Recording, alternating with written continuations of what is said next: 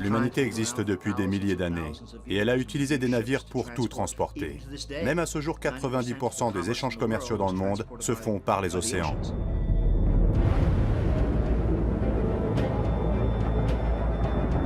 Tout au long du développement des civilisations, malgré les dangers, l'être humain a toujours traversé les océans, au risque d'y perdre la vie.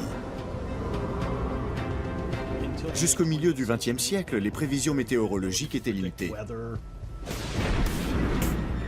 Résultat, des milliards de dollars ont probablement été perdus en mer au cours de l'histoire maritime. Combien de navires ont disparu? Et combien de richesses se sont accumulées au fond des océans au fil des siècles? Les fonds marins sont un véritable Eldorado. Il y aurait plus d'or et d'argent au large des Bahamas qu'à la Banque de Madrid. Une nouvelle ruée vers l'or est en train de voir le jour. Une course dans laquelle les chasseurs de trésors côtoient les investisseurs, toujours en quête de nouveaux filons. C'est sûr et certain qu'on va voir un bon résultat si on continue à chercher ces épaves. Combien d'épaves? Et combien de pages oubliées de l'histoire maritime et de notre patrimoine collectif? C'est un héritage très important pour nous tous. Ne pas le commercialiser, ne pas le piller. Les épaves deviennent l'objet d'enjeux stratégiques et économiques, et les gouvernements entrent dans la course. Ces sociétés de chasseurs d'épaves sont en train de tout détruire. Nous n'avons jamais vu un seul cas de bons chasseurs de trésors. Pendant que les gardiens de l'histoire et les chasseurs de trésors s'affrontent, les épaves, elles, sont en danger. Dans quelques générations, des pans entiers du passé seront détruits. Ce qu'on lèguera aux générations futures sera un électrocardiogramme plat.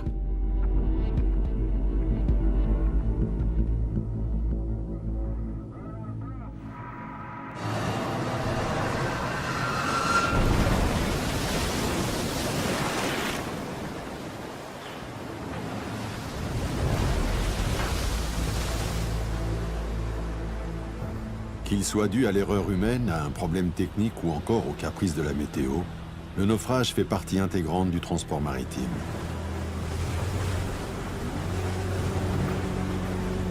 Il faut être humble avec la mer. On ne gagne pas contre la mer, on compose avec la mer. Une réalité dont on ne parle que lorsque l'incident survient près de nos côtes, ou quand c'est un navire de croisière qui est touché. Les autres naufrages, eux, restent dans l'ombre. Si vous regardez véritablement à la loupe les choses, vous avez 110, 120, 122 naufrages de gros bâtiments de plus de 300 tonneaux par an. Ce qui veut dire, rapporté au nombre de jours de l'année, vous avez un naufrage à peu près tous les 3 jours sur les mers du globe. Référence internationale en archéologie sous-marine, Michel Lourd est à la tête du DRASM.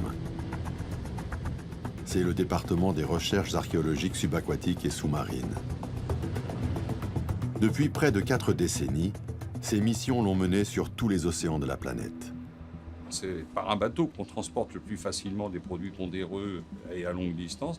Donc tout au long de l'histoire de l'humanité, dès qu'on a commencé à coloniser les espaces maritimes, on est monté sur des bateaux et chacun sait que dès qu'on se met sur un bateau, il y a un risque de naufrage. Ce que l'on sait, c'est que dans toutes les zones où nous travaillons, le fond de la mer est jonché d'épaves, et évidemment d'autant plus dans les zones qui ont connu un grand trafic maritime. Plus la belligérance en mer, les navires de guerre, etc. Il y a des épaves sur toute la planète.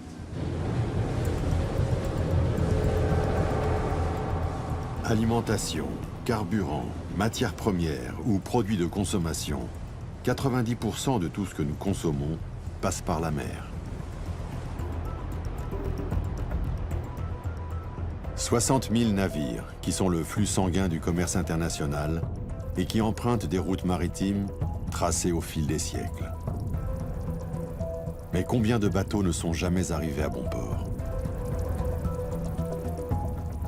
Il est très difficile de connaître précisément la quantité de richesses perdues dans une zone géographique définie. Mais on peut l'estimer en considérant les grandes puissances de l'histoire coloniale.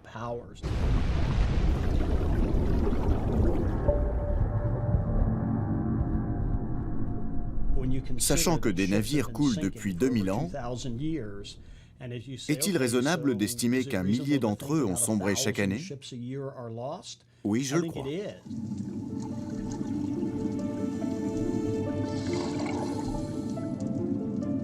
Récemment, dans une initiative visant à cartographier l'intégralité du plancher océanique, les 195 pays membres de l'UNESCO se sont unis pour mener l'enquête.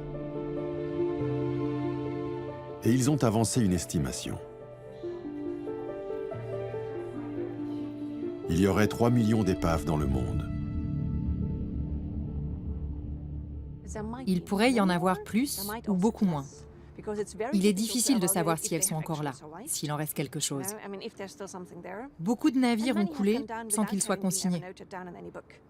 3 millions, c'est une bonne estimation, oui. Mais c'est approximatif. Peut-être moins ou peut-être plus. Pour beaucoup d'archéologues sous-marins, ce nombre est largement sous-estimé.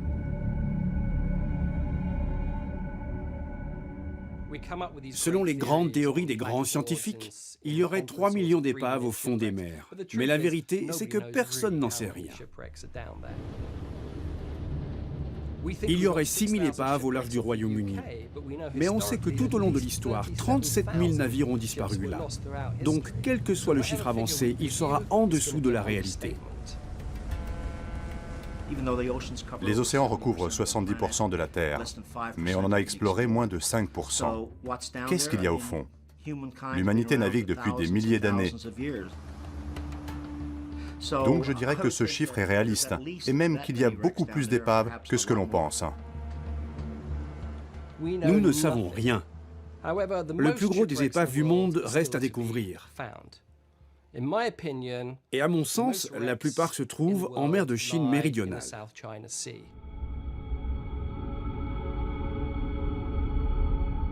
Point de passage mythique entre l'océan Pacifique et l'océan Indien, le détroit de Malacca est le couloir maritime le plus fréquenté au monde.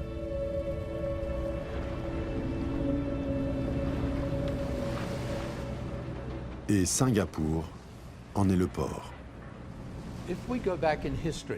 Si on regarde en arrière, tout le monde est venu faire du commerce ici. C'était déjà un pôle d'échange quand l'Europe en était encore à l'âge de pierre.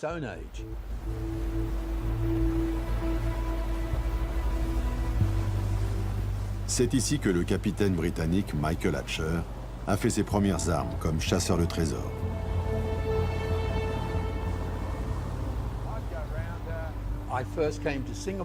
Je suis venu à Singapour pour la première fois en 1973.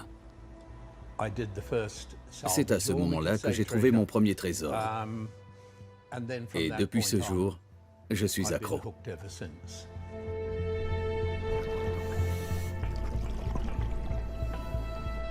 Hatcher vendait au poids l'acier qu'il récupérait sur des épaves de la Seconde Guerre mondiale pour gagner sa vie. Jusqu'au jour où il est tombé par hasard sur autre chose que de l'acier.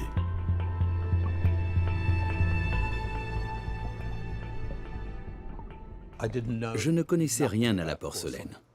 J'ai rassemblé quelques pièces et je les ai apportées chez Christie's à Amsterdam. Ensuite, Christie's n'arrêtait pas de m'appeler. J'ai fini par y aller. J'ai soulevé une tasse et on m'a demandé « Avez-vous la moindre idée de ce que ça vaut ?»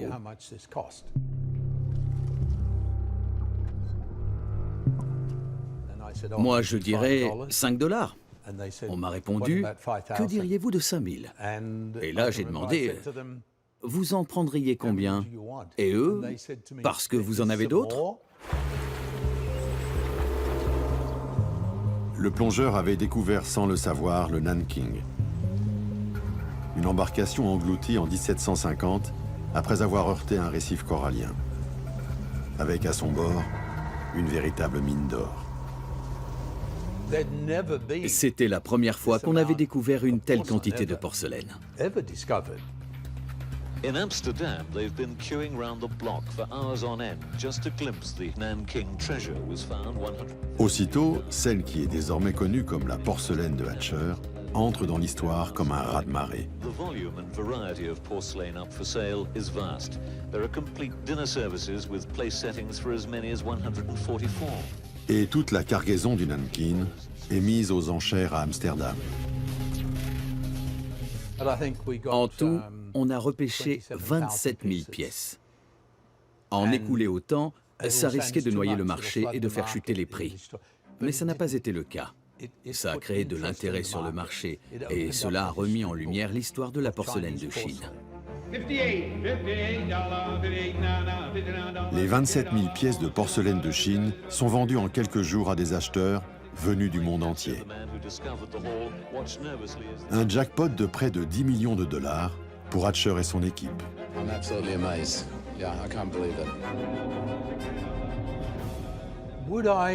Est-ce que je me qualifierais de chasseur de trésors? Chasseur de trésors, c'est l'appellation romantique de ce travail. À mes yeux, je récupère des cargaisons. Qu'ils s'estiment chasseurs de trésors ou sauveteurs de cargaisons, de nombreux explorateurs, appâtés par l'histoire de Hatcher, ont mis le cap vers les profondeurs, qui, selon certains experts, réservent encore beaucoup de surprises. On retrouvera des milliers d'épaves avec de riches cargaisons à leur bord. Et pour trouver les plus importantes cargaisons, il faut aller à La Havane, où convergeaient les grands galions espagnols. Il y aurait plus d'or et d'argent au large des Bahamas qu'à la Banque de Madrid.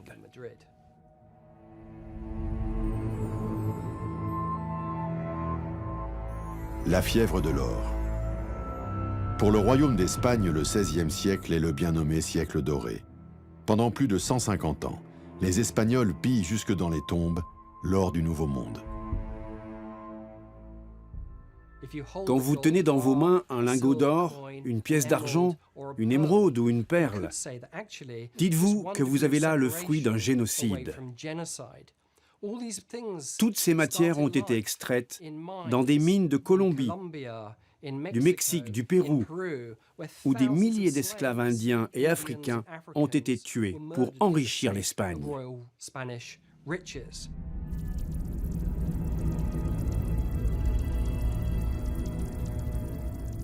Les trésors volés des Amériques étaient chargés sur de grands voiliers, puis acheminés vers l'île de Cuba. Les galions se regroupaient ensuite en convoi depuis le port de la Havane pour affronter ensemble la traversée de l'Atlantique. À ce moment-là, le trafic naval est très intense. Pendant 150 ans, on voit en moyenne 4000 embarcations par an entrer dans le port de la Havane. À tel point qu'au XVIe siècle, ce n'est pas le littoral de la Havane le plus important. C'est son port, sa baie. Tout au long de ces années, il semblerait qu'il passe par la Havane plus ou moins 200 000 kilos d'or et plus de 16 millions de kilos d'argent. Beaucoup d'or. Il arrive en lingots, en barres, en morceaux, sous toute forme, prêt à être fondu. Mais il arrive aussi sous forme de pièces de monnaie.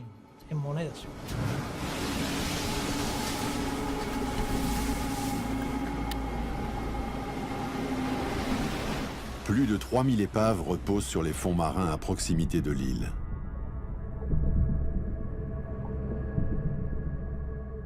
Mais davantage que leur nombre, c'est le montant estimé des cargaisons qui fait tourner la tête des chercheurs de trésors.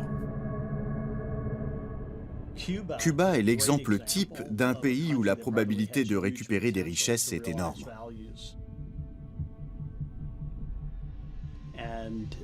Notre base de données répertorie de nombreuses épaves ayant sombré à Cuba ou à proximité, avec des richesses considérables.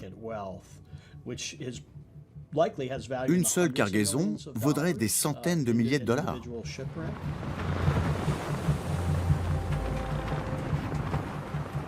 4 millions de tonnes d'or et d'argent ont ainsi franchi l'Atlantique. Tout au long des grandes routes maritimes de la planète, les navires en déroute ont dispersé leurs richesses au fond des océans. Et selon les experts, les quantités sont vertigineuses. Dans notre base de données de plus de 10 000 épaves, une centaine ont une valeur d'au moins 50 millions de dollars. Certaines pourraient valoir plus d'1 milliard de dollars. Ça permet d'imaginer la quantité de richesses perdues par accident dans l'océan en 2000 ans de transport maritime.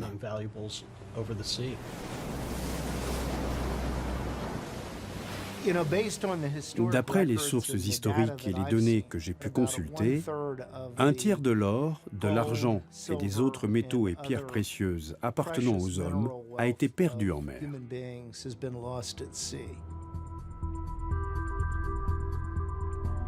La découverte de ces épaves représente à terme la promesse d'un nouveau filon économique, estimé en milliards de dollars. Et cela n'a pas échappé au flair des investisseurs et des gestionnaires de capitaux en métaux précieux, ici réunis à Zurich. Moi, je vois il y a une grosse richesse qui reste dans ces épaves. Ça représente une ressource de, je crois que c'est 100 milliards. C'est sûr que 100 milliards, c'est une ressource économique assez importante. Alors, c'est sûr et certain qu'on va voir un bon résultat si on continue à chercher ces épaves, les richesses qui étaient mises en place par les ancêtres. Une mine d'or, peut-être, mais le gisement n'est pas à ciel ouvert. Encore faut-il localiser les épaves susceptibles de contenir ces métaux précieux. C'est ici, à Séville, que les archéologues, les scientifiques et les chasseurs de trésors se sont tous donné rendez-vous. Quand un bateau sombrait, la bureaucratie était très stricte. S'il y avait des survivants, on communiquait des informations conservées dans les archives sur les circonstances du naufrage, le temps qu'il faisait, et de nombreux détails.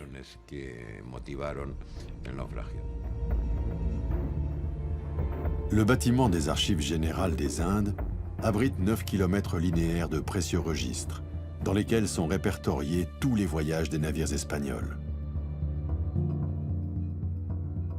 10% de ces navires ont coulé.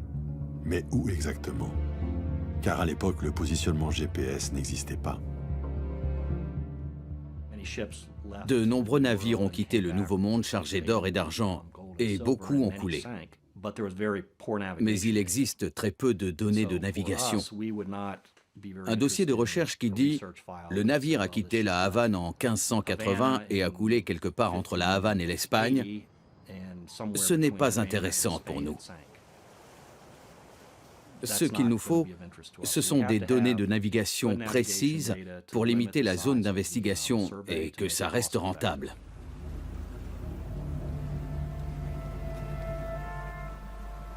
Si les cartes et les registres d'époque manquent de précision, les avancées technologiques de ces dernières années permettent aujourd'hui de combler les lacunes d'hier.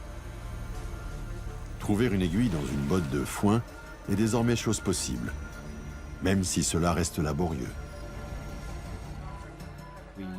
Nous délimitons une zone de recherche. Ensuite, notre navire sondeur se rend dans cette zone et déploie notre sonar qu'on remorque avec nous. Nous cartographions méthodiquement le fond marin en le sondant jusqu'à ce qu'on trouve l'épave ou qu'on abandonne.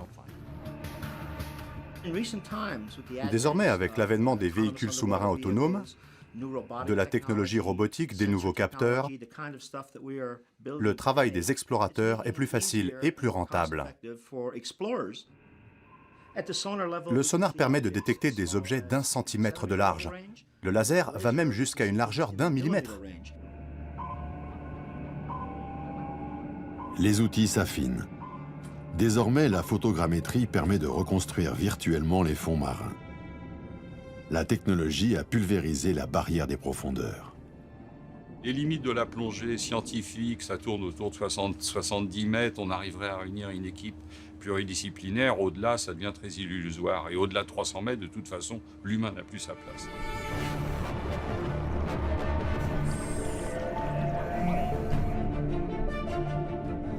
Aujourd'hui, on est arrivé, je dirais, presque à la science-fiction du passé. Continue comme ça, Vincent. Il y a simplement 5-6 ans, on parlait de la profondeur, et aujourd'hui, c'est devenu notre quotidien. Presque aucune zone du fond des océans n'est inaccessible. À partir de 150 mètres, la profondeur de la Manche, jusqu'à 4800 mètres dans l'Atlantique. C'est-à-dire 1600 mètres plus profond que l'épave du Titanic. Le futur est là, les robots existent. Bien que le Titanic repose à 3800 mètres de fond, il y a déjà 20 ans que son épave a été explorée. Où qu'elles soient, les épaves ne sont plus à l'abri de l'avidité humaine. Et les immenses richesses qu'elles recèlent suscitent la convoitise des États eux-mêmes, qui, eux aussi, sont entrés dans la course au trésor. Hemos encontrado 307 años después de su hundimiento el galeón San José. Trouver le San José, ce galion espagnol coulé en 1708 par la marine britannique au large de Carthagène, était un pari de Juan Manuel Santos, alors président de la Colombie. C'est en 2015, après des années de recherche, que son équipe localise le galion au large de la côte colombienne, par 300 mètres de fond. On a affaire à un navire du roi d'Espagne qui transporte une cargaison extrêmement importante. On l'estime à 200 tonnes d'or, plus une masse non négligeable, semble-t-il, d'émeraudes. Des émeraudes de Colombie, de l'or provenant des mines du Pérou. Sous les débris, les canons et les amphores. 17 milliards de dollars attendent patiemment le gouvernement colombien. C'est le plus gros trésor jamais trouvé. Le gouvernement de Colombie a d'une part annoncé qu'il avait l'intention de faire une fouille de cette épave qui soit exemplaire. Proteger el patrimonio cultural de Colombia. En tout cas, le gouvernement dit « je veux réunir la meilleure équipe du monde pour faire cette fouille ». Et en même temps, il se rapproche de chasseurs de trésors américains en leur disant « il faudrait que vous réunissiez l'équipe ». Donc là, il y a quand même un petit gap, pour ne pas dire plus, entre la prétention scientifique et de confier le dossier à des chasseurs d'épaves qui n'ont aucune vocation à faire de la recherche scientifique. Aujourd'hui, le San José repose toujours à 300 mètres de fond. Le gouvernement n'a pas les moyens de financer les opérations de renflouement. Pour récupérer ce trésor, il se verrait dans l'obligation de faire appel à des sociétés privées et de payer leurs services en leur cédant une partie de la cargaison. Une pratique férocement condamnée par les institutions de protection du patrimoine, comme l'UNESCO. Ces États s'apercevront que ce n'est pas une bonne solution. Nous n'avons jamais vu un seul cas de bon chasseur de trésors. Au mieux, ils gagnent de l'argent. Et dans le pire des cas, rien. Quoi qu'il en soit, le patrimoine est détruit et ils se retrouvent les mains vides. Le financement des opérations qui permettent de récupérer les cargaisons immergées est un véritable dilemme. Une bataille qui oppose d'un côté les chasseurs de trésors et leurs éventuels partenaires, et de l'autre les gardiens du patrimoine maritime. Explorer les profondeurs, ce n'est pas donné. Si vous voulez un navire capable de lâcher un véhicule télécommandé, il faut compter 35 000 $ par jour. Et si vous voulez récupérer un navire de la Seconde Guerre mondiale à 4000 mètres de profondeur, il faut ajouter un zéro. Les opérations de recherche en eau profonde coûtent très cher, entre 1 et 3 millions de dollars par mois.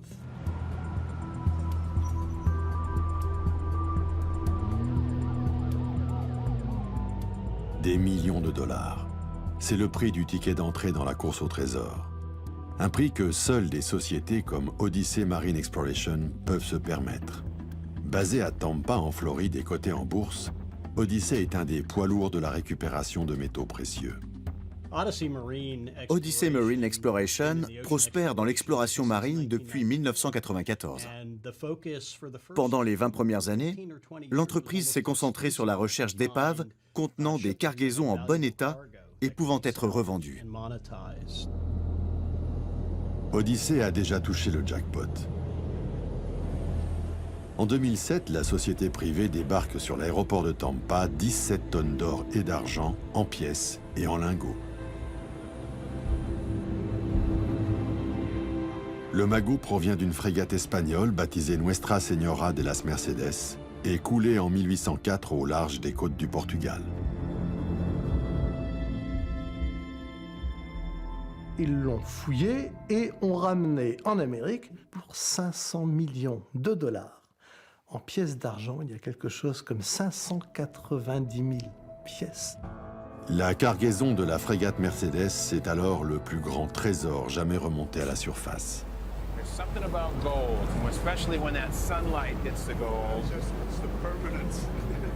Odyssée aura mis 10 ans pour localiser l'épave, puis remonter le trésor. C'est une prouesse technique et le début d'une bataille judiciaire sans précédent. Et ces gens s'empressent de faire valoir auprès du tribunal de Tampa, en Floride, leur droit à la propriété de l'épave, espérant que, de toute évidence, un juge américain va dire « Mais bien sûr, messieurs, vous l'avez trouvé dans les eaux internationales, c'est à vous ». Ça ne va pas se passer de façon aussi simple. What Odyssey has done is morally and legally unacceptable. The treasure hunters were required to return every single coin and other artifact they had taken. L'Espagne revendique finalement le butin. Les autorités madrilènes déclarent la frégate Mercedes patrimoine historique, tout en soulignant le caractère militaire du bateau, coulé lors d'un combat contre une frégate britannique. Le gouvernement espagnol a présenté un recours devant les tribunaux des États-Unis contre cette société de chasseurs d'épaves, parce que c'était une frégate, un navire de l'État, et par conséquent, le bateau et son contenu appartenaient à l'Espagne. Au terme de 5 années de procès, la Cour suprême des États-Unis condamne la société Odyssée à livrer la totalité du trésor à l'Espagne. Cette décision est une première. Elle est basée sur un principe du droit américain, l'immunité souveraine, qui considère qu'un navire, s'il est militaire, restera toujours la propriété du pays dont il bat pavillon. Immédiatement, 2 avions de l'armée espagnole, accompagnés de la garde civile, sont allés aux États-Unis à récupérer les 600 000 pièces d'or qui étaient retenues par la garde nationale américaine et sont rentrés en Espagne. This is historical heritage. This is not to be sold. This is to go to a museum, but we have to fight against those who go and salvage sunken objects. Les chasseurs d'épaves, si on ne les arrête pas de manière très ferme, et si l'opinion mondiale ne les condamne pas très sévèrement, en 10 ans, ils vont faire disparaître tout ce patrimoine collectif que sont les navires qui ont coulé à travers les âges. Ces sociétés de chasseurs d'épaves sont en train de faire disparaître des pans entiers de l'histoire. Les 600 000 pièces sont confiées au Musée national de Carthagène en Espagne, qui en expose quelques exemplaires et conserve le reste du butin dans une chambre forte. Nous avons remonté 600 000 pièces, presque toutes identiques. 600 000 exemplaires du même objet. On a gardé un échantillon représentatif et on a photographié chaque face des pièces en haute définition. Le cas de la frégate Mercedes est emblématique de cette guerre qui oppose dans un camp ceux qui récupèrent les trésors et visent le profit, et dans l'autre ceux qui entendent les conserver. Ce n'est pas un patrimoine. Ces biens ont été fabriqués dans un but commercial. Ils n'ont pas été vendus car ils ont coulé accidentellement. Vendons 590 000 des 600 000 pièces aux collectionneurs et laissons les pays profiter des retombées économiques. Pourquoi ne pas vendre une partie pour financer par exemple de nouvelles explorations? Ces pièces sont toutes semblables. Tout à fait, mon cher ami. Les 600 000 pièces d'or de la frégate Mercedes, ou autre navire espagnol ou français, valent beaucoup d'argent. Moi, ce que je vous suggère, c'est de vendre tous les tableaux du Louvre, en commençant par la Joconde. Et je propose que des 8 colonnes de la Madeleine, on en vende 7, parce qu'elles se répètent, après tout. Les chapiteaux sont identiques. Soyons sérieux, c'est une question inconcevable pour un musée national. Ce raisonnement-là, on peut le faire d'ailleurs sur tout. Je veux dire, pas besoin de 10 plats de porcelaine de Chine très similaires ou identiques. Vous en gardez un, je vends le reste, etc. Et non, on voit bien que cette machine, ce raisonnement, et ça, partout ça a été appliqué, c'est parti dans des déviances. Quand on sait que c'est une opération commerciale en disant on va préserver un pan de l'histoire, en réalité, ce pan de l'histoire se réduit à la portion congrue, c'est-à-dire la portion qui n'a aucune valeur, qui est la moins intéressante, la plus abîmée, et tout le reste est négocié parce que ça a une valeur.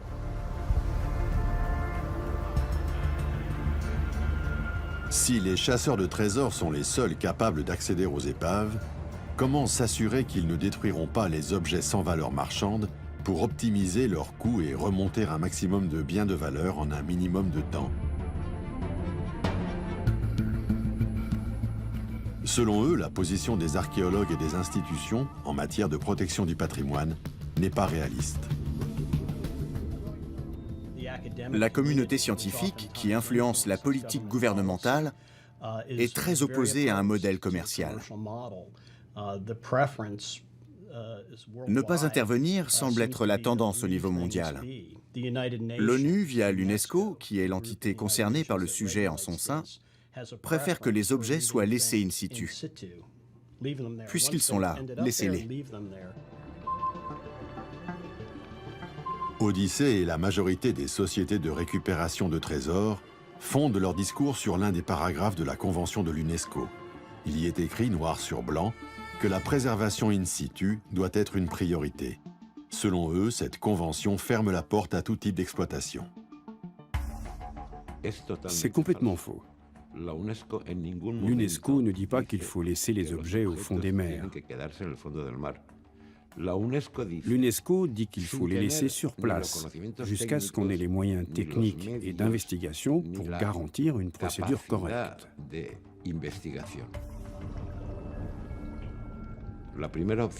Laisser tout sur place, former une équipe, disposer des moyens techniques, réunir suffisamment d'argent, avoir les laboratoires de conservation et de restauration adéquats.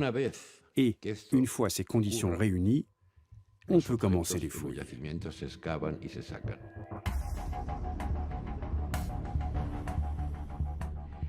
La Convention dit « Laissez le patrimoine culturel subaquatique où il est si vous n'avez pas de projet solide ».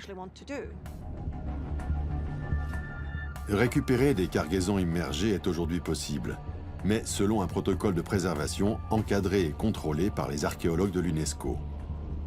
Et une fois remonté, ne rien vendre. Depuis qu'il peut plonger, l'homme recherche des trésors. Il s'en empare et les déverse sur les marchés. Beaucoup d'objets se sont perdus. Il faut préserver ce patrimoine pour l'avenir, pour l'humanité.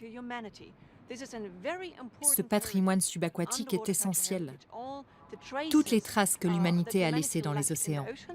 Il faut les protéger, ne pas les vendre, ne pas les piller, des principes éthiques. Cette proposition pose un problème. Qui va payer? Est-ce que ce sont les contribuables? Les gens ont d'autres besoins que la mise en lumière d'un patrimoine culturel. Tous les pays du monde ont des problèmes plus urgents à financer que la récupération d'épaves ou la restitution d'un héritage culturel.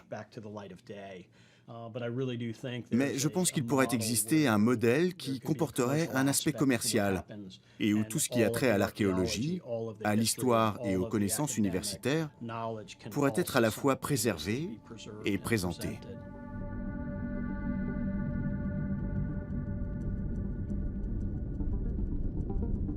Une autre épave, trouvée par Odyssée, a montré récemment qu'une collaboration entre des entreprises privées et le secteur public pouvait s'avérer gagnant-gagnant. Celle du SS Gersopa. Odyssey avait un contrat avec le gouvernement britannique pour récupérer l'argent à bord du SS Gersopa. Le Gersopa était un bateau de commerce anglais qui naviguait en 1941. Il regagnait le Royaume-Uni depuis l'Inde avec 110 tonnes d'argent pour l'hôtel des monnaies de Londres. En effet, on manquait de monnaie, il fallait soutenir l'économie de guerre. Arrivé au large des côtes irlandaises, le SS Gersopa est à court de carburant. Contraint d'abandonner le convoi qui assurait sa protection, il est torpillé et coulé par un sous-marin allemand le 17 février 1941.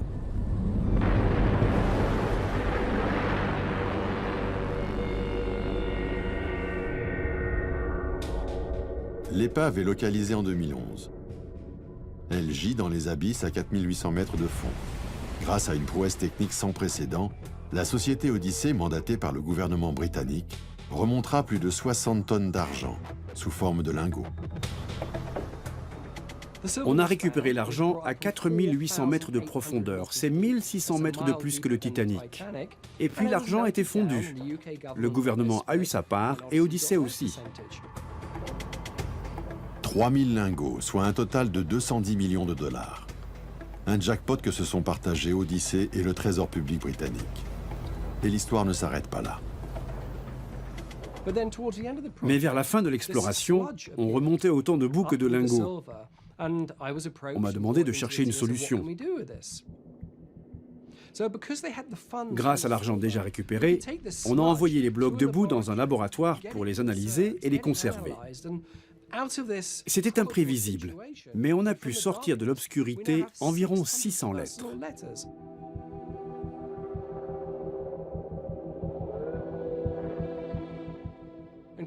Des cartes de vœux, des documents commerciaux et des chèques.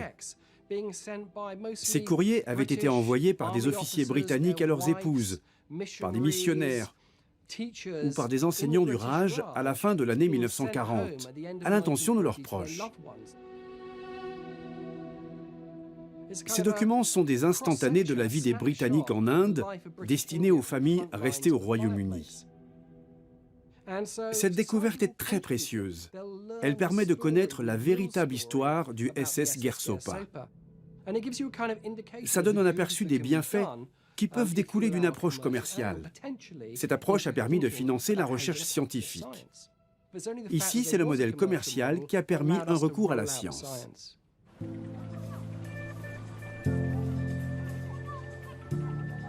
La collaboration publique-privée fait aussi ses preuves dans certains pays d'Asie du Sud-Est, comme l'Indonésie et la Malaisie, où traditionnellement les chasseurs de trésors partagent leur butin avec le gouvernement. À mes débuts dans le métier, j'opérais en Indonésie, au Vietnam et en Malaisie. Ces pays avaient pour politique de former des partenariats avec le privé. Le gouvernement prenait 50% et l'entreprise gardait le reste. Un échantillon représentatif était conservé pour les musées, mais le plus gros pouvait être mis en vente.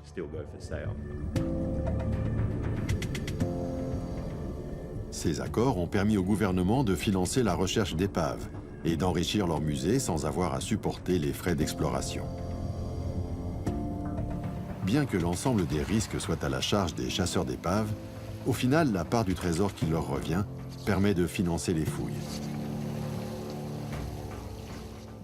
Ils travaillent en partenariat avec des sociétés privées qui apportent l'argent et qui assument tous les risques.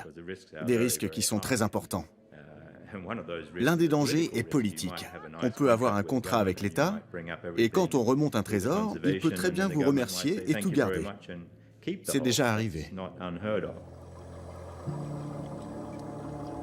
Mais suite aux abus de certains chasseurs d'épaves, accusés de ne pas déclarer une partie des trésors, le gouvernement indonésien a décidé de ne plus délivrer de licence d'exploration. Hélas, le résultat ne fut pas celui escompté. Les politiques changent aussi. En 2010, l'Indonésie a suspendu l'octroi de permis. Ce moratoire a surtout donné le champ libre aux pillards. Aujourd'hui, il y a énormément de pillages.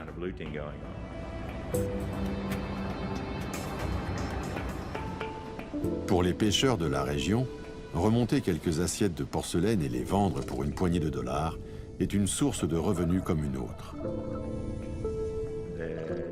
Ils ne roulent pas sur l'or, et il faut bien manger. Il est très tentant de plonger et de piller l'épave. Ils n'ont pas d'autre choix. Voilà ce qui se passe. Les épaves sont détruites et dynamitées par des pêcheurs à la recherche de trésors à revendre. En quelques années, le marché noir s'est organisé et l'Indonésie est devenue la capitale mondiale du trafic d'antiquités sous-marines. Quand quelqu'un nous envoie des photos en disant « Tiens, j'ai vu ça, on me l'a proposé à la vente », on le voit. Donc il y a nécessairement, s'il y a le produit à la vente, c'est qu'il y a un pillage, il y a un trafic. Très difficile, malheureusement, d'en estimer l'importance. Ce trafic a entraîné la destruction de centaines d'épaves et enrichi des organisations criminelles. Ces dernières achètent tout ce que les pêcheurs récoltent, puis revendent porcelaine et autres vestiges à prix d'or à des collectionneurs peu scrupuleux. Une fois sur le marché, l'origine de ces objets devient indétectable. C'est l'UNESCO, chacun le sait, n'a pas les moyens financiers de faire la police de toutes les épaves maritimes du monde. D'ailleurs, comment protéger toutes les épaves, où qu'elles soient dans le monde? Il faudrait mettre un mirador avec un gendarme sur chacune d'entre elles. Qu'est-ce qu'on peut faire? Il n'y a que deux moyens. La protection active, grâce aux forces de police et aux forces de l'armée nationale, et la protection passive, qui consiste à installer au fond des mers des grands coffres, les strongbox, ou des treillis métalliques qui empêchent de pénétrer dans les zones à protéger. Mais cette deuxième option est très compliquée à mettre en œuvre dans les eaux profondes.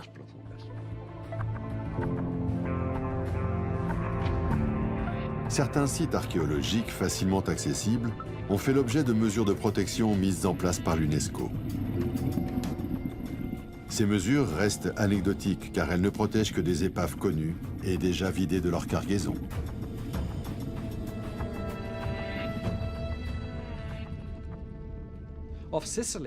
Au large de la Sicile, on place des caméras sous-marines sur des épaves puniques et romaines pour surveiller les chalutiers qui passent dans le secteur. L'installation coûte 150 000 € et la maintenance 50 000 € par an. Qui va payer ?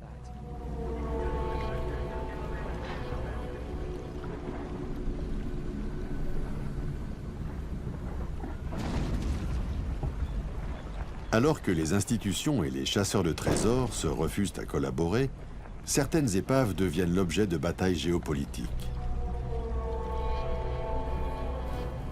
Cette fois, le trésor n'est plus ce que l'épave contient, mais son emplacement. L'épave a été très longtemps appréhendée comme une page d'histoire immergée de l'humanité qui méritait d'être protégée, étudiée, valorisée. Et puis tout d'un coup, l'épave peut encore avoir une autre valeur. C'est comme si on avait planté un pavillon sur la banquise en disant « le pôle Nord est à moi parce que j'y ai mis mon drapeau ».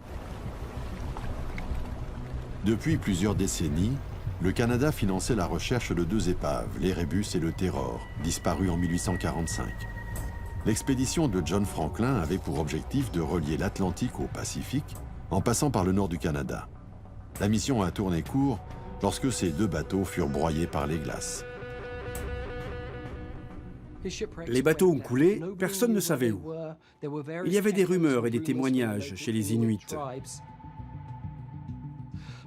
Récemment, les Canadiens ont trouvé deux épaves emblématiques, le HMS Erebus et le HMS Terror.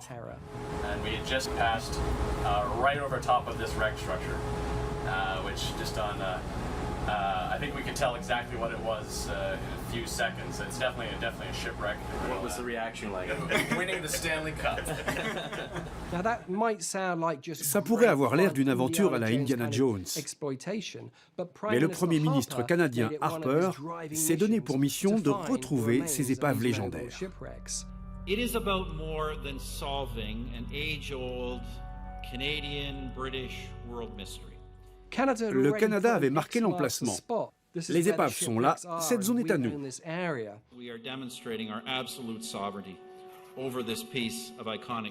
La souveraineté de cette zone maritime est contestée. Des pays comme les États-Unis considèrent cette route commerciale comme un détroit international, et donc de libre accès. Mais le gouvernement canadien, lui, considère ce passage stratégique comme faisant partie intégrante de ses eaux intérieures. C'est un des deux points les plus sensibles sur le plan géopolitique avec la mer de Chine méridionale. L'Amérique ainsi que plusieurs autres pays revendiquent le passage du Nord-Ouest comme voie internationale. La découverte de ces épaves est aujourd'hui un argument supplémentaire pour le gouvernement canadien. En contrôlant ce passage, qui permet de réduire d'un tiers le trajet entre l'Atlantique Nord et l'océan Pacifique, le Canada pourrait alors imposer ses tarifs à tous les navires qui franchiraient le passage du Nord-Ouest.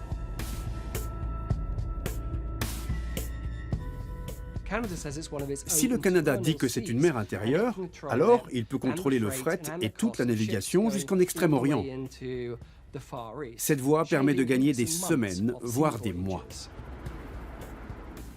À cause du changement climatique, les icebergs fondent. Pour la première fois, on sait qu'on peut naviguer d'un bout à l'autre du passage du Nord-Ouest.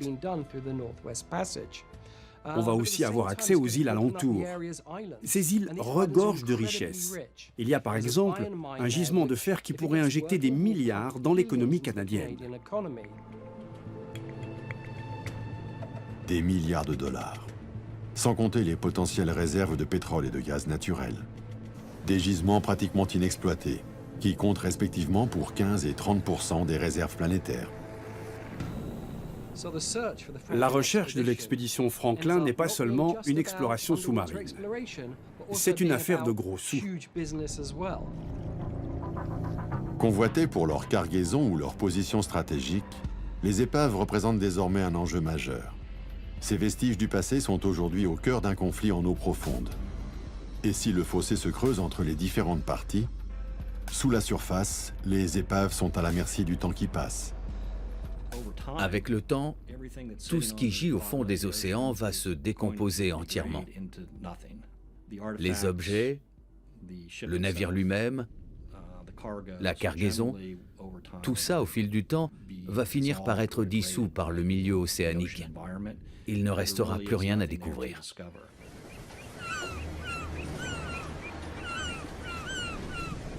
L'acidification des océans, à l'origine de la disparition des récifs coralliens et de nombreuses espèces marines, n'épargne pas les épaves. Mais une autre menace existe, celle de la pêche, en particulier du chalutage de grand fond. Le chalutage de grand fond menace l'archéologie sous-marine.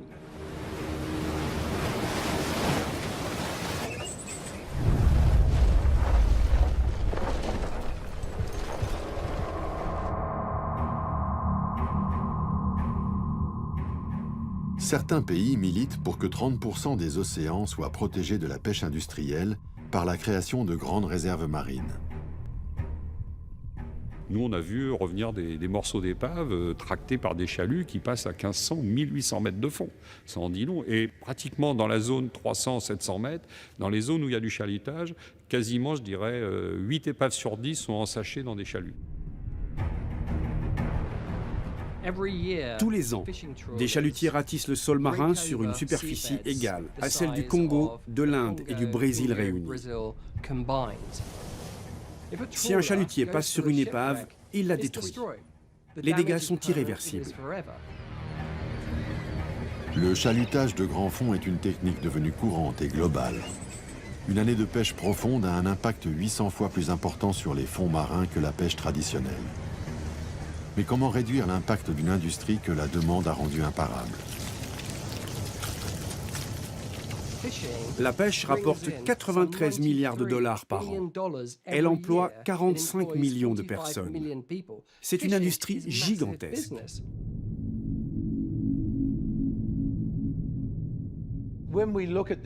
D'après les textes de loi des Nations Unies, les épaves sont protégées. Mais aujourd'hui, il y a des chalutiers énormes.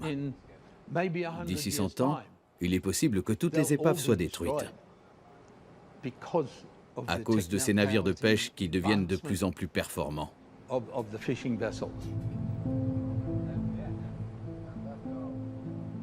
Si l'on ajoute à la pêche sur les grands fonds marins l'impact de la prospection de gaz et de pétrole offshore, plus la prolifération des câbles sous-marins, dans 30 ans, toutes les épaves auront disparu. Toutes ces épaves, c'est des thrillers, c'est des livres policiers. Si vous commencez à en arracher une page toutes les 5 ou 7 pages, quand vous arrivez à la fin du livre, vous ne comprendrez plus rien à l'intrigue. Donc protéger toutes les pages, c'est la seule manière de comprendre la fin du roman. Il est très important de protéger et d'étudier ces richesses, mais aussi de les offrir au public. Appréciez ce patrimoine, il vous appartient. Et il faut le protéger parce qu'il vous appartient. Qui va payer pour tout ça? Il faut être réaliste et avoir des modèles solides. Je ne dis pas que vendre ce qu'on trouve, c'est le bon modèle, mais il faut tout envisager et faire preuve d'inventivité. La seule solution pour protéger les épaves, c'est de travailler avec le gouvernement. C'est ce que l'on nous encourage à faire. Et c'est ce que je fais. Il faut les remonter pour tout le monde, pour l'humanité, pour chacun d'entre nous. Si on ne fait pas ça, ce sera perdu. Tout sera perdu pour toujours. Allons-nous ouvrir les yeux et sauver les épaves d'une disparition annoncée? Les institutions comme l'UNESCO, les archéologues et les chasseurs de trésors resteront-ils figés sur leur position? Ou sauront-ils se parler et relever l'un des grands défis culturels de ce siècle?